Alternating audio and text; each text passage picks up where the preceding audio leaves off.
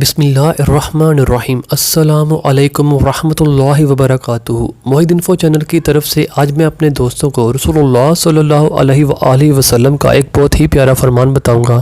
آپ دوستوں نے اس پر ضرور عمل کرنا ہے۔ حضرت انس رضی اللہ تعالیٰ عنہ سے روایت ہے کہ رسول اللہ صلی اللہ علیہ وآلہ وسلم ایک بیمار کی عیادت کے لیے گئے۔ دیکھا کہ وہ سوکھ کر چڑیا کے بچے کی مانند ہو گیا تھا۔